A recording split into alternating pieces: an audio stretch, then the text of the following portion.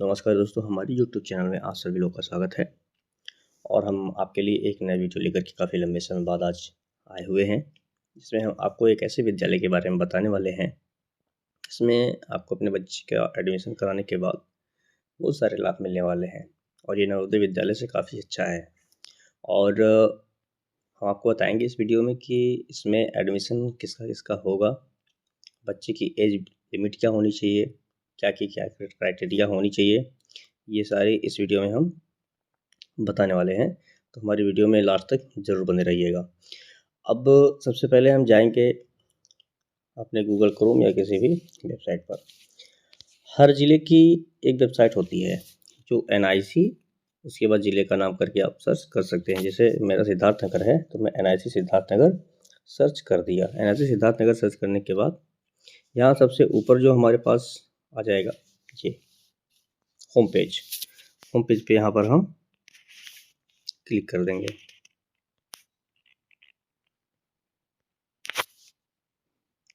Home page पे click करने के बाद ये हमारी वेबसाइट ओपन हो जाएगी। अब यहाँ हम आएंगे, जो नए नोटिफिकेशंस यहाँ रिलीज होते हैं, तो यहाँ सबसे ऊपर हमको दिख रहा है अटल आवासीय पेंशन योजना, ये वाला अटल रेसिडेंशियल स्कूल एडमिशन टेस्ट। इसमें आप क्लिक कर देंगे। जब क्लिक कर देंगे तो ये रिसेंटली अपलोडेड है। अब यहाँ दिख रहा है कि Atal residential school admission test, description है Atal residential school test admission test for class 6 and class 9 season 2024-25 Basti division. ये जो विद्यालय होता है ये प्रत्येक मंडल में एक जगह है, तो बस्ती डिवीजन में ये हमारा विद्यालय है। आवेदन जो इसमें एडमिशन के लिए स्टार्ट हो रहे हैं वह 10 जनवरी 2024 से लेकर के 25 फरवरी 2024 तक चलने वाले हैं। फाइल पे हम जाएंगे, यहाँ पर जो हमको फाइल दिख रही है, यहाँ पे फाइल पे जा करके हम इस PDF को डाउनलोड कर लेंगे और ऑफलाइन ही ये फॉर्म यानी कि आवेदन जमा होंगे और इस PDF को हम डाउनलोड कर लेंगे। इस PDF को डाउनलोड करने के बाद, मैं पहले से डाउनलोड किया था इसीलिए डाउनलोड अगेन करने का ऑप्शन दे रहा है, वरना आप डाउनलोड कर लीजिएगा। मैं इस PDF को ओपन कर देता हूँ। इस PDF को ओपन करने के बाद आप ध्यान दीजिए कि यहाँ से मैं आपको बताने वाला हूँ जो मेन पॉइंट हमारा यहाँ से शुरू होता है। तो आप यहाँ PDF पढ़ने के बाद ध्यान दीजिएगा कि सबसे नीचे जो है ये आपका आवेदन पत्र है। आवेदन पत्र में क्या क्या भरना है वो मैं आगे आपको बता दे रहा हूँ, इसको प्रिंट आउट कर लीजिएगा। अब देख लीजिए आप कि अतः सर्वसाधारण को सूचित किया जाता है कि अटल आवासीय विद्यालय समिति द्वारा अटल आवासीय विद्यालय ग्राम बसेवाराय तहसील हरैया जनपद बस्ती में सत्र 2024-25 हेतु कक्षा 6 से 140 सीटें जिसमें 70 बालक और 70 बालिकाएं होंगी, तथा कक्षा 9 में 140 सीटें जिसमें 70 बालक एवं 70 बालिकाएं होंगी, यानी कि 140 गुणा 280 सीटों पर ही एडमिशन होने वाले हैं।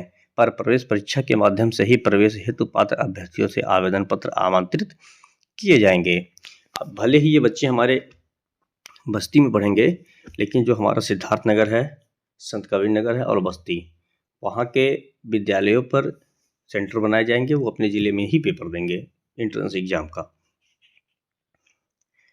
आवेदन पत्र किसी भी सामान्य कार्य दिवस में, यानी कि रविवार को छोड़ करके किसी भी दिन छुट्टी ना हो, सार्वजनिक अवकाश ना हो, उस दिन जिस दिन किसी दिन भी ऑफिस खुला रहे उस दिन आप जाएंगे और 10 बजे से लेकर के शाम 5 बजे तक 10 जनवरी 2024 से लेकर के 10 फरवरी 2024 तक संबंधित जनपद के जिस भी जिले के आप रहने वाले हैं वहाँ के जिला प्रोबेशन अधिकारी कार्यालय में, या तो जिला विद्यालय निरीक्षक जो DIOS होते हैं, या फिर BSA ऑफिस बेसिक शिक्षा अधिकारी कार्यालय में, या खंड शिक्षा अधिकारी जो ब्लॉक स्तर पर होते हैं वहाँ पर, या फिर मुख्य विकास अधिकारी जो CDO ऑफिस होता है वहाँ पर, या तो जो स्थानीय यानी कि आपका श्रम विभाग कार्यालय हो, या अटल आवासीय विद्यालय बसेवारा बस्ती में खुद जाकर के आवेदन को आप या तो संबंधित जनपद के NIC की वेबसाइट से, यानी कि विकास भवन में जो वेबसाइट होती है, विभाग होता है NIC, उसकी वेबसाइट से आप आवेदन पत्र डाउनलोड कर सकते हैं। या जो भी आपके बच्चे हों वो 10 बजे से 5 बजे तक आवेदन के साथ में गार्जियन या बच्चे के साथ में जाकर के जनपद के श्रम विभाग कार्यालय में जमा कर सकते हैं। पात्रता क्या होनी चाहिए इसमें? श्रमिक के बच्चे के लिए। अब यहाँ श्रमिक का तात्पर्य उससे है जो लेबर डिपार्टमेंट में पंजीकृत श्रमिक हों, ऐसे अद्यतनीकृत रूप में। अब अद्यतनीकृत रूप मतलब क्या होता है कि श्रम विभाग में यूपी बीओसीडब्ल्यू के अंतर्गत एक पंजीयन होता है। अब उस पंजीयन में उनका अद्यतन हो, यानी कि जो फीस कटती है रजिस्ट्रेशन के उपरांत उनका रिन्यूअल होता है प्रत्येक वर्ष, अंशदान जिसको कहते हैं, वो अद्यतन हो, यानी कि भरा हुआ हो, एक्टिव मजदूर वो हो। अब क्या कह रहा है कि श्रमिक जो पंजीयन के उपरांत दिनांक 31/12/2023 को, यानी कि बीते 31 तारीख को दिसंबर को, कम से कम 3 वर्ष बोर्ड की सदस्यतावधि पूर्ण कर लिए हो, उनका पंजीयन कम से कम 3 वर्ष पुराना हो, बोर्ड की सत्ता कर ली हो, ऐसे पंजीकृत श्रमिक के प्रति परिवार अधिकतम 2 बच्चे पात्र होंगे। ऐसे श्रमिक के जिनका श्रम विभाग पंजीयन होगा और उनकी अंशदान 3 वर्ष तक लगातार जमा रही होगी और 3 वर्ष वो पुराने हों, तो उनके 2 बच्चे मान्य होंगे इसमें एडमिशन के लिए। अब अनाथ बच्चों के लिए क्या है? अनाथ श्रेणी से संबंधित उम्मीदवार वह बच्चे जो कोविड से अनाथ हुए हैं, जिनका महिला एवं बाल विकास विभाग में पंजीयन हो अथवा मुख्यमंत्री बाल सेवा योजना है, तो ऐसे बच्चे पात्र होंगे। अब यहाँ क्या कर रहा है कक्षा 6 के लिए,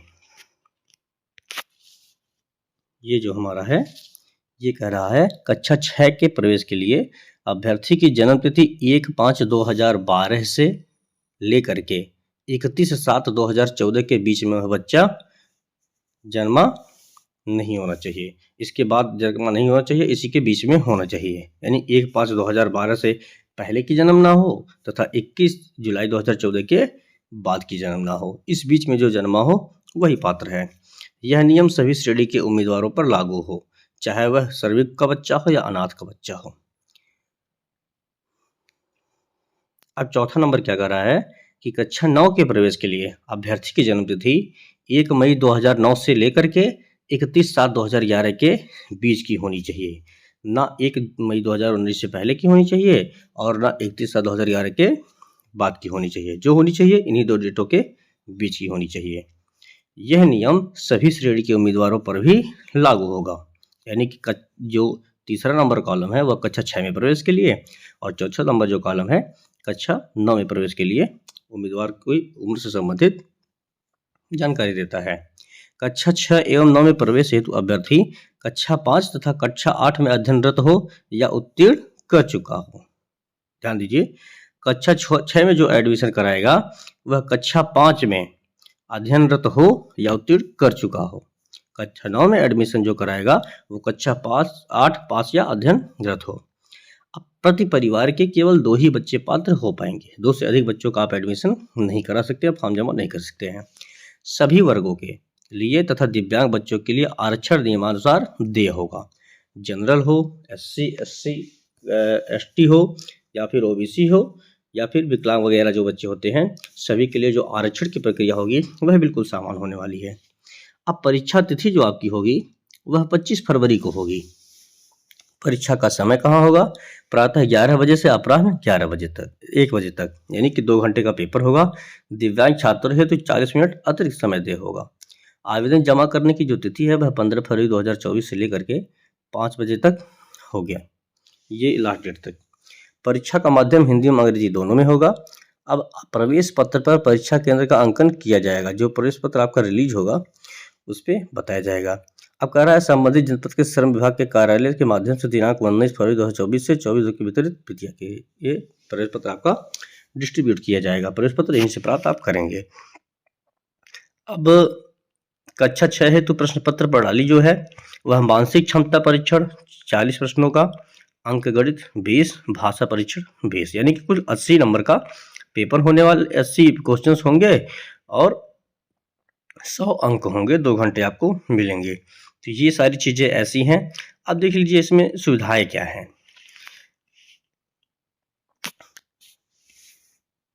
ये आपकी सुविधाएं हैं और सुविधाओं को आप लोग अपने PDF में ध्यान से पढ़ लीजिएगा। ये सारी चीज़ें हैं, इसको पढ़ लीजिएगा। अब आवश्यक अभिलेख यानी कि दस्तावेज क्या क्या लगने वाले हैं वो आप लोग ध्यान यहाँ पर दे दीजिए। आवश्यक अभिलेख में निर्माण श्रमिक होने की दशा में अद्यतन नवीनीकृत निर्माण श्रमिक कार्ड हो। यदि आप श्रम विभाग में पंजीकृत श्रमिक हैं तो आपका पंजीकरण 3 वर्ष पुराना हो और वो अंशदान जमा हो। अंशदान का गैप नहीं होना चाहिए। अनाथ होने की दशा में माता व पिता का मृत्यु प्रमाण पत्र हो। अभ्यर्थी के जन्म प्रमाण पत्र की प्रति हो। अभ्यर्थी के आधार कार्ड की प्रति होनी चाहिए। जाति प्रमाण पत्र यदि लगती है तो होनी चाहिए। 3 पासपोर्ट साइज का फोटो चाहिए। ये आवेदन के साथ में आप अटैचमेंट करेंगे। अब फार्म के बारे में डिटेल्स में बता दें क्या क्या कैसे कैसे भरना है आपको। अब ये जो फार्म हमारा है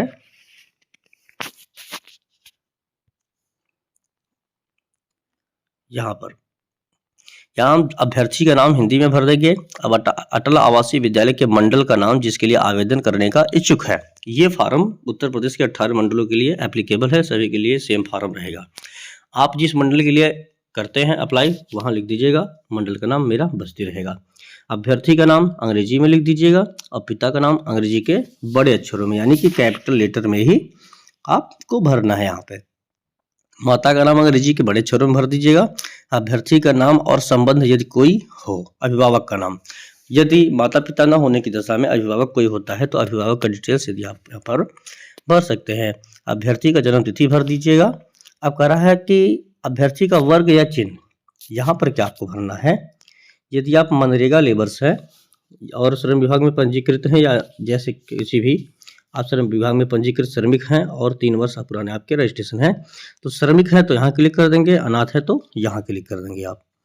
अब बालक है बालिका है वह यहाँ पर क्लिक कर देंगे ताकि अनारक्षित वगैरह जो भी कैटेगरी आपकी होगी यहाँ पर कर देंगे। शारीरिक दिव्यांगता वगैरह है और दृष्टिबाधिता है या श्रवण बाधित है सुनने में तो यहाँ पर आप भर देंगे।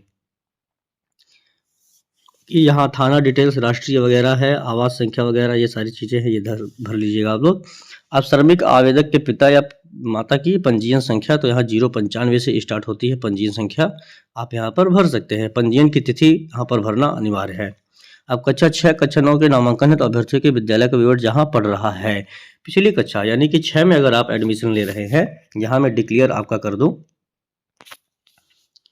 यहाँ पे कि अगर कक्षा 6 में आप एडमिशन लेना चाहते हैं तो 5 में जहाँ पर पढ़ रहे हैं उस विद्यालय का नाम, ब्लॉक का नाम, जनपद का नाम और कक्षा 5 या 8 में प्रवेश की तिथि एवं वर्ष, कक्षा 5 या 8 में उत्तीर्ण होने की तिथि एवं वर्ष। परीक्षा का माध्यम यहाँ चिन्हित कर लीजिए कि आप जो पेपर देंगे वो हिंदी में देंगे या अंग्रेजी में देंगे। तो यहाँ बाकी आपके अभ्यर्थी के आवेदक अभ्यर्थी का हस्ताक्षर वगैरह हो जाएगा और माता पिता की घोषणा वगैरह हो जाएगी। इन सभी को लगा करके एक बार यहाँ फिर आपको स्पष्ट कर दिया गया है कि कौन कौन से डॉक्यूमेंट्स आप इसमें लगाने वाले हैं। तो इसको आप देख लीजिएगा यहाँ पर, इसको फिर ध्यान से लास्ट में आप पढ़ लीजिएगा। और मैं आपको बता दूँ ये आवेदन भरने के बाद आपको जमा कहाँ करने होंगे। तो जमा करने की यहाँ पर आप PDF में ऊपर देख लीजिएगा। तो दोस्तों ये थी हमारी वीडियो। अगर आप लोगों को पसंद आई हो तो इस वीडियो को ज़्यादा से ज़्यादा लोगों के पास शेयर करिएगा और वीडियो को लाइक करिएगा और चैनल को सब्सक्राइब करिएगा। धन्यवाद।